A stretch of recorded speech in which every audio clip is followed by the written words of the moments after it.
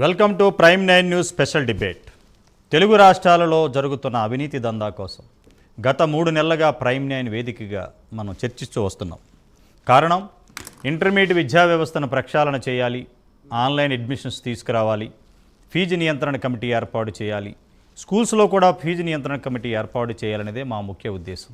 దీనికోసం మనం గత 3 నెలలుగా ప్రతిరోజు 8 PM బులెటిన్లో మీకోసం ప్రత్యేక కథనాలతో అవినీతి దందా జరుగుతున్న వివరాల కోసం, అలాగే ఎక్కడెక్కడ అవినీతి జరుగుతుంది కార్పొరేట్ వ్యవస్థలో ఒక్క విషయమే కాదు, అడ్మిషన్స్ నుంచి మొదలు పెడితే టోటల్గా ఆన్లైన్ అడ్మిషన్స్ కానీ, ఆఫ్లైన్ అడ్మిషన్స్ కానీ, మార్కెటింగ్ కానీ, తర్వాత ఫ్యాకల్టీ విషయంలో కానీ, ఇన్ఫ్రాస్ట్రక్చర్ కానీ, తర్వాత ఇంకా ముందుకెళ్తుంటే హాస్టల్ దందా గురించి కానీ మనం డిస్కస్ చేస్తూ వస్తున్నాం.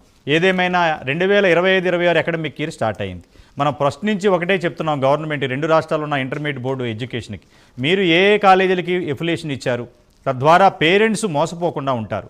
ఒక కాలేజీతో పర్మిషన్ తీసుకుని వందలాది కాలేజీలు పెడుతున్నారు కాబట్టి మీరు కంపల్సరీ పబ్లిక్ డొమైన్లో కాలేజీ వివరాలు పొందుపరచండి. దానికి ఫైర్ సేఫ్టీ ఉందా, శానిటరీ ఉందా, building structural and sound safety certificate ఉందా, ఆ స్కూల్కి ఆ కాలేజీలకి బస్కి ఫిట్నెస్లు ఉన్నాయా తెలియజేసి పబ్లిక్ డొమైన్లో పెట్టమంటున్నాం. ఇంతవరకు దాని గురించి మాట్లాడిన పాపాన పోలేదు. ఎందుకు ఈ అధికారులు కానీ, ఈ గవర్నమెంట్ మంత్రులు కానీ, ఎవరైనా కానీ దీంట్లో సమాజానికి ఇవ్వడానికి మీకున్న అబ్జెక్షన్స్ ఏంటి? తద్వారానే పబ్లిక్లో, పేరెంట్స్లో ఒక నెగిటివ్ ఇంపాక్ట్లోకి గవర్నమెంట్ ప్రభుత్వాలు వెళ్తున్నాయి. ఎందుకు మీకు వాళ్ళకి ఏదో అవినాయభావ సంబంధం ఉందని గత 2 శతాబ్దాలుగా తెలిసిన నిజమైనా కూడా మరొక్కసారి మళ్ళీ ప్రైమ్ 9 చేస్తున్న ఈ కథనాలకు మీరు ముందుకొచ్చి ఒక అడుగు, ఇదిగో ఈ కాలేజీలకు పర్మిషన్ ఉంది, ఈ కాలేజీని బ్లాక్ లిస్టులో పెట్టామని ఒక లిస్టు ఇవ్వడానికి అధికారులకు కానీ, ఇంటర్మీడియట్ బోర్డు సెక్రటరీలకి మీకున్న అబ్జెక్షన్స్ ఏంటి? రేపొద్దున కోర్టులు ఇన్వాల్వ్ అవ్వాలా, న్యాయస్థానాలు ఇన్వాల్వ్ అయితే కానీ ముందుకు రారా? ఇది ఈరోజు స్పెషల్ డిస్కషన్. ఈ డిస్కషన్లో మీరు కూడా పాల్గొనాలంటే స్క్రీన్ పైన నెంబర్లకు ఫోన్ చేసి మీ సమస్యలను మా దృష్టికి తీసుకురండి. ఈ అకాడమిక్ ఇయర్ స్టార్ట్ అయింది కాబట్టి మీరు ఏదైనా కాలేజీలు, స్కూల్స్లో ప్రాబ్లమ్స్ను ఐడెంటిఫై చేస్తే మాకు ప్రైమ్ 9 వేదికగా మాకు తెలియజేయండి. పరిష్కారానికి మేము ట్రై చేస్తాం. ఈ డిబేట్లో పాల్గొన్న వాళ్ళని పరిచయం చేస్తాను. క్రాంతి కుమార్ గారు, నేషనల్ ప్రెసిడెంట్, ఇండియన్ నేషనల్ యువజన పార్టీ. నమస్కారం అండి. అలాగే బత్తుల రాము గారు, ఈస్ట్ గోదావరి అమలాపురం నుంచి జూమ్ లైన్లో అందుబాటులో ఉన్నారు. సీనియర్ టీడీపీ నాయకులు, గతంలో కూడా ఎమ్మెల్యేగా పోటీ చేసిన అనుభవం ఉంది, అనేక కార్పొరేషన్లో మెంబర్గా కూడా పనిచేశారు టీడీపీ హయాంలో. నమస్కారం బత్తుల రాము గారు. నమస్కారం అండి. నమస్కారం. 2025-26 అకాడమిక్ ఇయర్ స్టార్ట్ అయింది మనకి తెలుగు రాష్ట్రాలలో.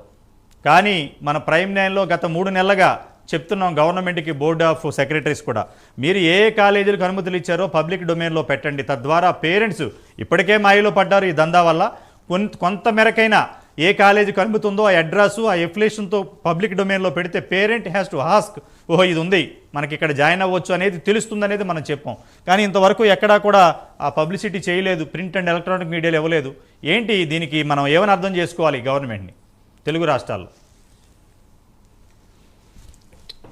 ఇది రజనాథ్ గారు, ఇప్పుడు ప్రభుత్వాలు అనేవి ఒక అంటే ఆదేశాలు ఇచ్చి యంత్రాంగాన్ని పనిచేయించే ప్రయత్నం చేస్తాయి.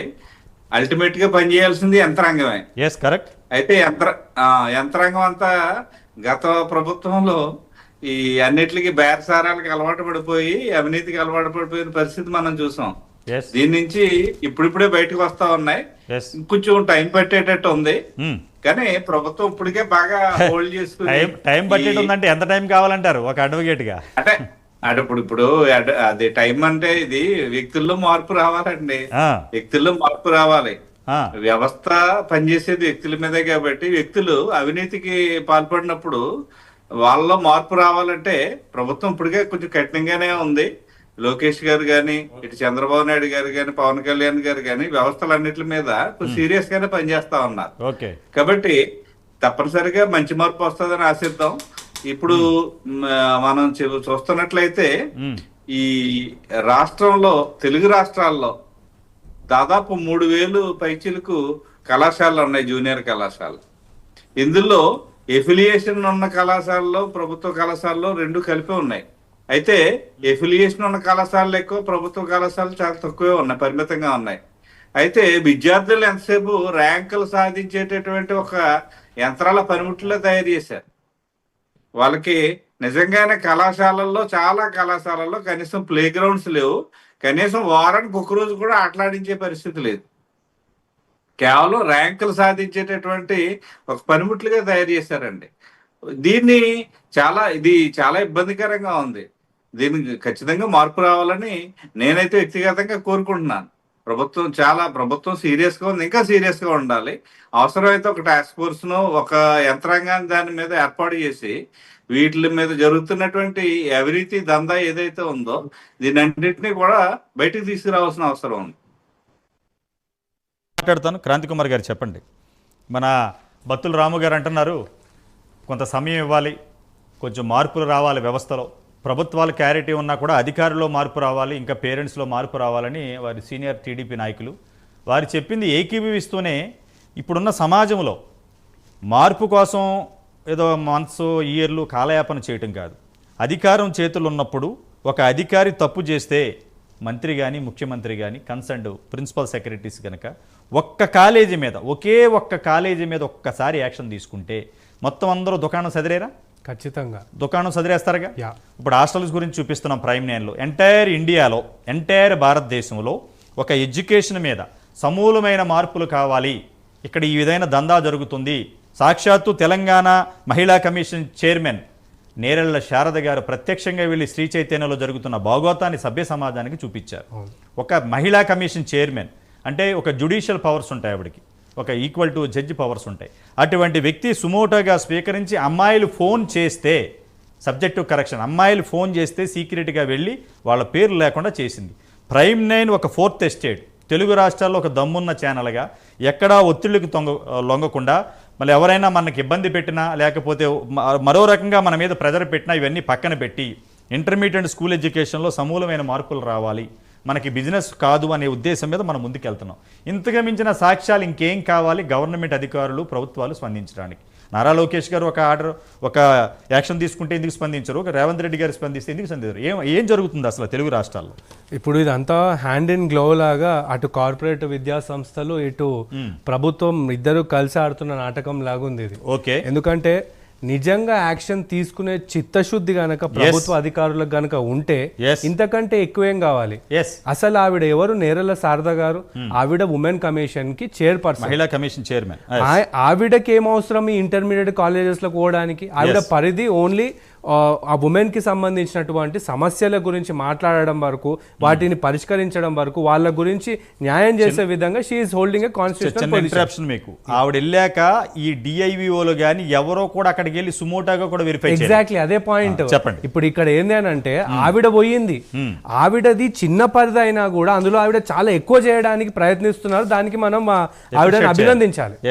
ఇప్పుడు ఈ డిఐఓలు ఏం చేస్తున్నారు మరి? పండుకుంటున్నారా లేకపోతే కావాలని చెప్పేసి అక్కడ దాన్ని ఏమంటారు ఆ కార్పొరేట్ విద్యా సంస్థలు ఇచ్చే తాయిలాలకు అలవాటు పడ్డారా? ఇప్పుడు మనకు ప్రిన్సిపల్ సెక్రటరీ దగ్గర నుండి డిఈఓ మధ్యలో వరకు ఎంతో మంది అధికారులు ఉన్నారు. ఏం చేస్తున్నారు? అండ్ ఇంకొకటి బస్సుల విషయానికి వస్తే ఇప్పుడు తెలంగాణ మొత్తంలో కూడా రకరకాల కాలేజీలు లేదా స్కూళ్లకు సంబంధించి ఈ హైదరాబాద్ చుట్టుపక్కల ఉన్న 3 జిల్లాలలో మేడ్చల్, మల్కాజ్గిరి వీటన్నిటిలో మొత్తం 13,000 చిల్లర బస్సులు వాటికి ఫిట్నెస్ ఇంకా పూర్తి కాలేదు. అందులో ఓన్లీ 5,000 మా బస్సులకు మాత్రమే అయ్యింది. 8,000 బస్సులకు ఇంకా పెండింగ్ లో ఉన్నాయి అని చెప్పేసి ఇది అఫీషియల్ గా కొన్ని రోజులుగా మీడియాలో ప్రచారం అవుతున్నటువంటి కథనాల ప్రకారం మనకు తెలిసిన నంబర్లు స్టార్ట్ అయిపోయింది. అసలు ఇవన్నీ ఎప్పుడు జరగాలి? మనకు జూన్ 12వ తారీఖు నార్మల్ గా అన్ని స్కూల్స్ స్టార్ట్ అవుతూ ఉంటాయి, లేదా జూన్ 1st వీక్ స్టార్ట్ అవుతాయి. వీటి ప్రాసెస్ అంతా ఎప్పుడు మనకు మేలో అయిపోయి ఉండాలి. మరిగా ఆ రోడ్డు మీదకి ఎక్కే లోపు ఇవన్నీ అయిపోవాలి. కానీ ఈ రకంగా మరి కాలేజ్ యాజమాన్యాలు, స్కూల్ యాజమాన్యాలు మీనమేషాలు లెక్క పెడుతున్నాయి. ఇవి ఎందుకు ఇంత సీరియస్ గా తీసుకోవాల్సిన విషయం అంటే, ఇప్పుడు మీరు ఇక్కడ చూడండి, ఒక విద్యార్థిని తను చనిపోయింది. ఎట్లా చనిపోయింది? జూమ్ చేయండి. ఇది శ్రీ చైతన్య శ్రీ చైతన్య కుకట్పల్లి క్యాంపస్ లో జరిగినటువంటి ఇన్సిడెంట్. ఇది 2018లో జరిగింది. అమ్మాయి రోడ్డు దాటి తన కాలేజ్ వైపు వస్తుంటే అదే కాలేజ్ కి చెందిన బస్సు ర్యాష్ వచ్చి గుద్దింది అని చెప్పేసి ఇందులో పోలీస్ ఆఫీసర్ అదే college bus Sri Chaitanya college bus. ఇది 2018లో జరిగినటువంటి సంఘటన. ఇంకొకటి కనుక మీరు చూస్తే ఇది మరీ దారుణం. 4 ఏళ్ల చిన్న పాప ఆ శ్రీ చైతన్య టెక్నో స్కూల్లో చదువుకునే చిన్న పాపని అదే తను ఏదైతే స్కూల్ బస్సులో వెళ్తుందో, స్కూల్ వెహికల్లో వెళ్తుందో, రివర్స్ తీసుకునేటప్పుడు ఆ అమ్మాయిని అట్లా గుద్ది చంపేశారు. రివర్స్. యా. సో ఇప్పుడు ఇక్కడ ఇంత క్లియర్ గా మనకు కనిపిస్తుంది.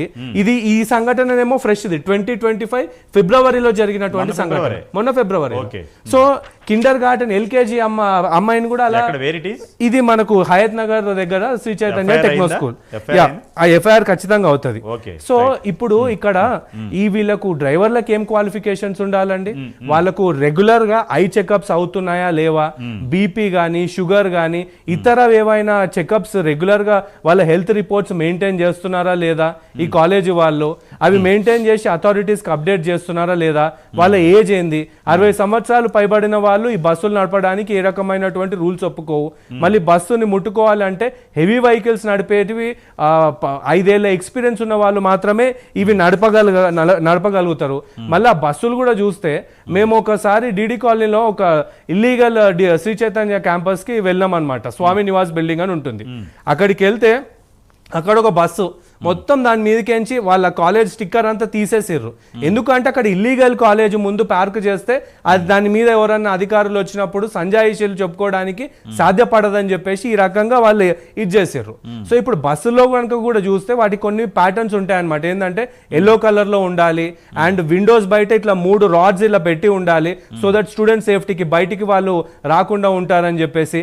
అండ్ బస్సు డ్రైవర్ ఒకటే కాదు, ఖచ్చితంగా ప్రతి బస్సుకు ఒక అటెండెంట్ ఉండాలని చెప్పేసి ఒక రూల్ ఉంది. మళ్ళీ దాంతో పాటు క్లియర్ గా గవర్నమెంట్ ఫిట్నెస్ అయి ఉండొచ్చు. ఈ ఫిట్నెస్ కావాలి అని అంటే అందులో బస్సులో ఎమర్జెన్సీ ఎగ్జిట్ కి ప్రొవిజన్ ఉండాలి. At the same time fire extinguishers కూడా బస్సులో ఉండాలి.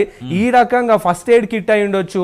ప్రతిదీ మనకు రూల్స్ లో ఉంటున్నాయి. కానీ ఇలాంటి సంఘటనలు జరిగినప్పుడు మాత్రము అవి లేవు, ఇది లేదు, అది లేదు అని చెప్పేసి ముందు జరిగేది ఏంటంటే, మనకున్న ఇన్ఫర్మేషన్ ఈ స్కూల్స్లో పనిచేసే డ్రైవర్లు ఎవరైతే ఉంటారో ఈ కాలేజీల్లో వీళ్ళందరూ క్వాలిఫైడ్ కాదు. ప్లస్ ఇంకోటి, వీళ్ళకి పొద్దున్న వచ్చి పిల్లల్ని దింపేసి వెళ్ళిపోయిన తర్వాత వేరే పనికి పోతారు. వీళ్ళు సాయంత్రం కాలేజీ టైంకి మళ్ళీ వస్తారు. అంటే ఎలా ఉంటుందంటే, వీళ్ళు ఇచ్చే జీతాలకి అక్కడ సరిపోక వీళ్ళు డే టైం అంతా వేరే పని చేసుకుని, ఇప్పుడు 7 సీటర్ ఆటోలు ఉంటాయి చూసారా, అవి డే టైం అంతా దించేసాక ఆటోలు నడుపుకుంటారు.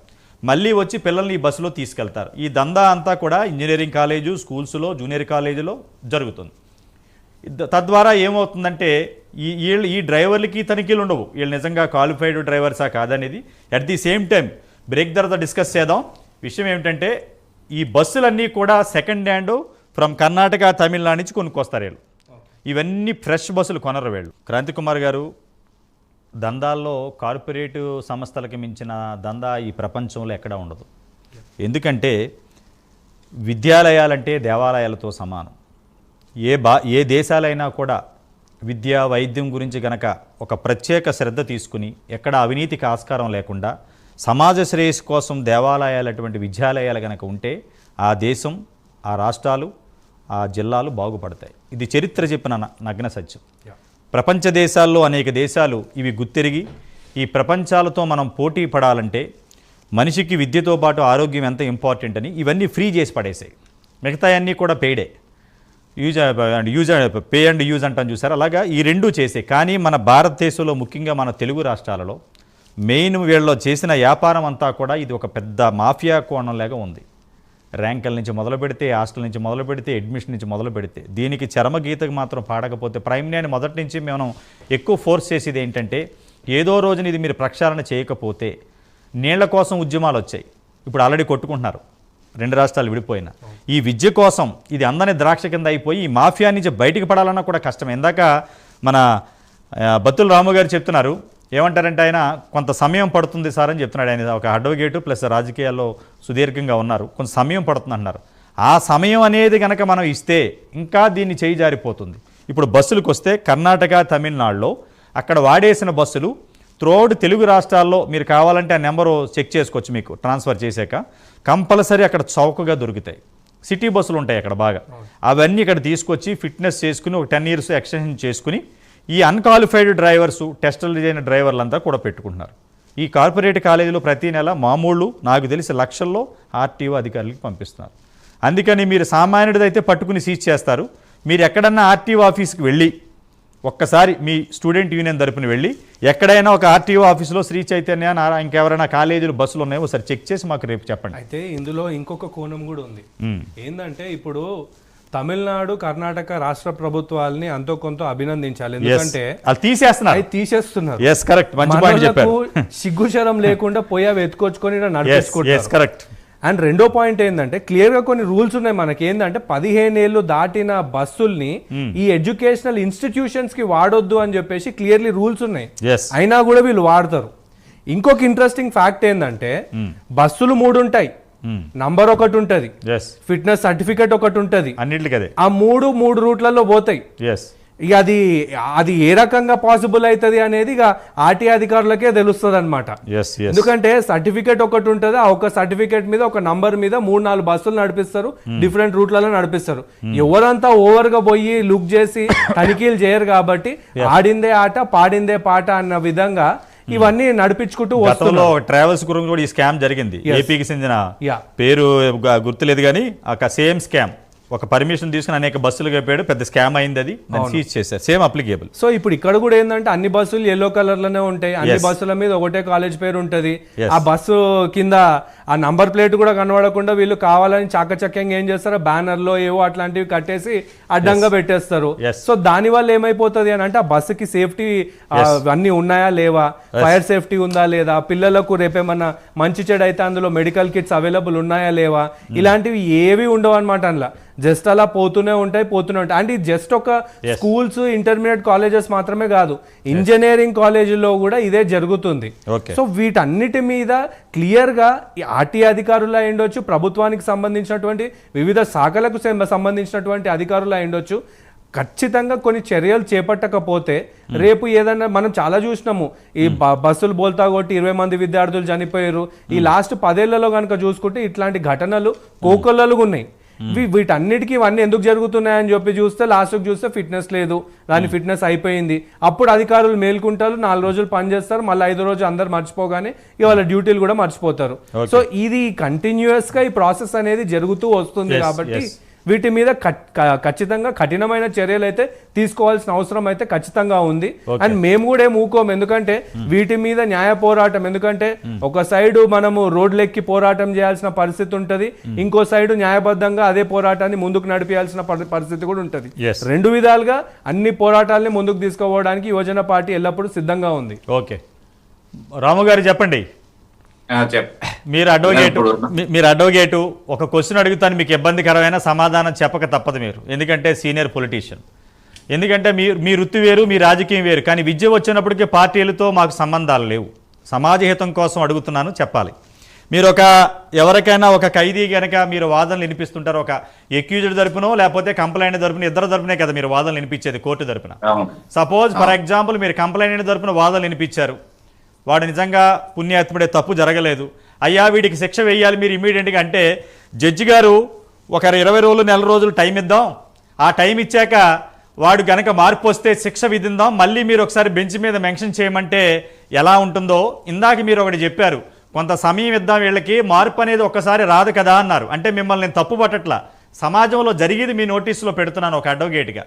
ఏదైతే జ్యుడిషియల్లో మీరు వాదిస్తున్నారో, whether accused or complainant, whatever it is, depending on case, depending on scene of offense, you are fighting to the accused తరపున చేసినప్పుడు ఇటు నిర్దోషాన్ని ఫైట్ చేస్తారు, కంప్లైంట్ తరపున ఫైట్ చేసినప్పుడు ఇతను పుణ్యాత్ముడని ఫైట్ చేస్తారు. ఇక్కడ మేము ప్రైమ్ లైన్ పోరాటం ఏం చేస్తున్నామంటే, ఈ దందా అంతా ఇల్లీగల్గా జరుగుతుంది, ఎవిడెన్స్తో చూపిస్తున్నాం. అగో స్క్రీన్ మీద విద్యార్థి సంఘాల నాయకులు వెళ్ళి పిల్లల్ని బయటకు పంపిస్తున్నారు, బస్సులు చూపిస్తున్నాం, యాక్సిడెంట్లు చూపిస్తున్నాం, జీవోలు చూపిస్తున్నాం. ఇంత చూపించాక కూడా సుమోటోగా మీలాంటి న్యాయస్థానాలు కానీ అక్కడ మహిళా కమిషన్ చైర్మన్ స్పందించారు. ఎందుకు ఇంకా మేనమేసాలు లెక్క పెట్టి రాష్ట్ర ప్రభుత్వంలో ఉన్నతాధికారులు కానీ, మంత్రులు కానీ, సీఎంఓ ఫేసీలు కానీ ఎందుకు స్పందించవు? కారణాలు ఏంటో మీరు మీ నోటితో చెప్పలేకపోతున్నారు, కానీ కారణాలు ఏమై ఉంటాయో ఒకసారి చెప్పండి. మీరు ఒక citizen of India, not on advocate, not on politician, ఒక భారతదేశ ప్రథమ పౌరుడిగా నేను చెప్పిన దాంట్లో ఎందుకు ఈ భగవంతుడికి భక్తుడికి అనుసంధానమైనది అంబికా దర్బారు భక్తిలేగా ఈ కార్పొరేట్ కాలేజీలకి ఇక్కడ జరుగుతున్న ప్రభుత్వానికి ఏమిటి అవినాయబాబు సంబంధం? చెప్పండి ఓపెన్గా. అదే ఇప్పుడు ఇందాక నాగరాజు గారు క్రాంతి గారు చెప్పినట్టు ఈ విద్యార్థుల యొక్క రక్షణ అనేది, వాళ్ళ బెనిఫిట్ అనేది మనకి అల్టిమేట్ బాధ్యత అండి ప్రభుత్వానికి. ప్రభుత్వం ఈవేళ కొన్ని వేల కోట్లు ఖర్చు పెడతా ఉంది విద్యార్థుల భవిష్యత్తు కోసం. మీరు ఈ మధ్య చూసారో లేదో, మామూలు బియ్యం వాళ్ళు తినడానికి ఇబ్బంది పడుతున్నారని సన్న బియ్యం కూడా తీసుకొచ్చారు. అది కళాశాలల్లో కూడా భోజనాలు పెట్టే పరిస్థితి తీసుకొచ్చారు. ఎందుకంటే విద్యార్థులను ప్రోత్సహించాలి, వాళ్ళ భవిష్యత్తును తీర్చిదిద్దాలనే ఒక ప్రయత్నం జరుగుతూ ఉంది. నేను అనేది ఏంటంటే, ఈ కళాశాలలకి వీళ్ళకి టైం ఇవ్వాలంటే ప్రభుత్వం దీని మీద ఒకేసారి సీరియస్ గా వెళ్ళడానికి ఏంటంటే, విద్యా సంవత్సరం ముడిపడి ఉంటదండి. వాళ్ళ కోర్సులు ఇవన్నీ కూడా ముడిపడి ఉంటాయి కదా, వాళ్ళకి ఇబ్బంది రాకుండా వాళ్ళు ఒక నోటీస్ ఇచ్చి, ఒక వార్నింగ్ ఇచ్చి, 1-2 సార్లు చూసి కాకపోతే సీరియస్ గా తీసుకోవాల్సిన అవసరం ఉంది. ఎందుకంటే ఖచ్చితంగా పిల్లలకు మాత్రం ఎలాంటి అన్యాయం జరగకూడదు. ఇందాక చెప్పినట్టు కాలం చెల్లిన బస్సులను రోడ్డు మీద తిరగడానికి వెళ్ళలేదు. మనమే చూస్తా ఉన్నాం. నేను చాలా సార్లు ఇబ్బంది పడ్డాను సార్. ఇప్పుడు వెళ్తుంటే, స్కూల్ వ్యాన్ వెళ్తుంటే, వెనకాల వెళ్తుంటే డీజిల్ వచ్చి విపరీతమైన స్మోక్ కి మనం ఎదురుకెళ్ళలేని పరిస్థితి. అంటే కాలం చెల్లిన బస్సు అని మనకు తెలుస్తూ ఉంది. దీని మీద చర్యలు తీసుకోవాల్సింది ఎవరంటే ఖచ్చితంగా ఆర్టీఏ తీసుకోవాలి. ఆ కళాశాల ఏదైతే ఉందో ఆ కళాశాల మీద ఎఫిలియేషన్ ఇచ్చినటువంటి ఆ వ్యవస్థ ఏదైతే ఉందో దాన్ని ఖచ్చితంగా వాళ్ళు చర్యలు తీసుకోవాల్సినటువంటి అవసరం ఉంది. దీని మీద నేను అనేది ఏంటంటే, ప్రభుత్వం చాలా చిత్తశుద్ధితో పనిచేస్తా ఉంది. తల్లిదండ్రుల్లో చైతన్యం రావాలి, విద్యార్థుల్లో కూడా చైతన్యం రావాలి. ఇలాంటి విషయాలన్నీ కూడా వెంటనే ప్రభుత్వం దృష్టికి తీసుకొచ్చే ప్రయత్నం జరగాలి. అధికారులు మాత్రం చైతన్యం వద్దు, అధికారులకు మాత్రం ముడుపులు అందితే చాలు. అధికారులు చైతన్యం అలాగే ఉంది కదా. ఇప్పుడు మనం అంటే అలాగనే అందరు అధికారులని ఒక రాటను కట్టేయలేం కదా. Subject correction. ఎవరైతే అవినీతి అధికారులు అంటే తనిఖీలు చేయకుండా, ఎవరైతే వాళ్ళ యొక్క విద్యుత్ ధర్మాన్ని పాటించకుండా ఉంటారో వాళ్ళందరికీ అప్లికేబులే. ఏ అధికారి అయినా ఐఏఎస్ అవనివ్వండి, ఐపీఎస్ అవనివ్వండి, అటెండర్ కానించి మొదలు పెడితే ఏ ఆఫీసర్ అయినా అవినీతి డబ్బులు తీసుకుంటే మనం లంచగాడే అంటాం. దాని ఏమి మన సెపరేట్ రాజ్యాంగంలో వేరే పేర్లు ఏమి లేవు. అవునండి, చెప్పండి. నేను అంటే ఇందాక మీరు ఒక ప్రశ్న వేశారు. ప్రభుత్వం ఇప్పుడు కోర్టులో కూడా శిక్ష నేర నిరూపణ అయిపోయిన తర్వాత కూడా కొన్ని పరిస్థితులు ఇచ్చా ఇతను ఎలా చేశాడో ఒక అవకాశం ఇస్తే ఇతను మారతాడేమో అని, అంటే మన వ్యవస్థలో ఉన్నటువంటి ఒక ప్రధానమైనటువంటి ఇది ఫెసిలిటీ అనండి, లేదనుకుంటే ఒక మంచి విషయమే అనండి. సంస్కరణ అనేది చాలా ఇంపార్టెంట్. అంటే పరివర్తన, మార్పు కోరి చేస్తారు. శిక్షలు కూడా వాళ్ళని నాశనం చేసేయాలి, పాడు చేసేయాలి, వాళ్ళని లేకుండా చేసేయాలి అనేది ఉద్దేశం కాదండి. సమాజంలో మార్పు తీసుకురావాలి, వ్యక్తుల్లో మార్పు తీసుకురావాలి, వాళ్ళ తిరిగి సమాజం యొక్క అభివృద్ధికి పాటుపడే పరిస్థితి తీసుకురావాలనేది ఉద్దేశం. మేమదే చెప్తున్నాం బతుల రామ్ గారు, మేమదే చెప్తున్నాం. ఇప్పుడు మీరు ఏం చేశారు, జైల్లో శిక్ష వేస్తే జైల్లోకి వెళ్ళి అక్కడ ఏం సినిమా చూపించరు, అతను పరివర్తన చెందుతాడని. మర్డర్ చేసినైనా రేప్ చేసినైనా తీసుకెళ్లి జైల్లో పెట్టేది పరివర్తన కోసం. ఇక్కడ కూడా 4 బస్సులు తీసుకెళ్లి సీజ్ చేసి లోపల పడేస్తే మొత్తం సెట్ అవుద్ది కదా అంటున్నాను నేను. ఎందుకు చేయరు అంటున్నాను నేను. ఎందుకు చేయరు అని అడుగుతున్నా. ఎందుకు చేయరు తెలుగు రాష్ట్రాల ప్రభుత్వాలు? 100% కరెక్ట్. అయితే ఏంటంటే, ఈ ప్రభుత్వ విద్యా సంస్థలు అనేవి తక్కువైపోయాయి, ప్రైవేటు కళాశాలలు ఎక్కువైపోయి విద్యార్థుల యొక్క సంఖ్య కూడా బాగా పెరిగింది సార్. ఒకేసారి ఒక వ్యవస్థ మీద, ప్రైవేటు కళాశాలల మీద ఒకేసారి ఉక్కు పిడికిలి మోపితే ఆ విద్యార్థులకు ఏదైనా ఇబ్బంది జరిగింది. సారీ ఫర్ ఇంటరప్షన్ రాము గారు. అకాడమిక్ ఇయర్ ఇబ్బంది లేకుండా చేయడానికి మన భారతదేశ చట్టాలను అనుసరించి అనేక ఆప్షన్స్ ఉన్నాయి సార్.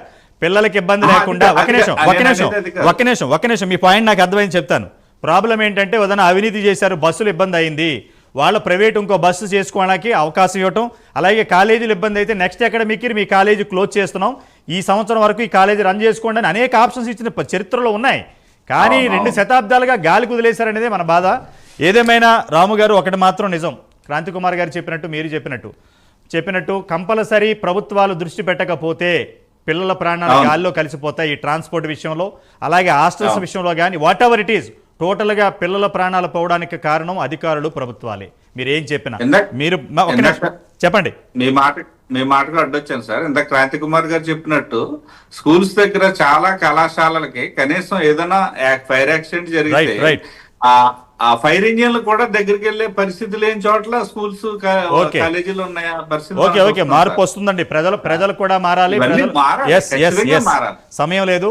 ఈ డిబేట్ లో పాల్గొన్న ఖచ్చితంగా రాము గారికి, మారాలి సార్. క్రాంతి కుమార్ అంటే ఖచ్చితంగా ఈ ప్రభుత్వం Yes. ప్రజలుగా ఏర్పాటు చేసుకున్న ప్రభుత్వం, Yes. ఒక క్లియర్ మ్యాండేట్ ఇచ్చినటువంటి ప్రభుత్వం.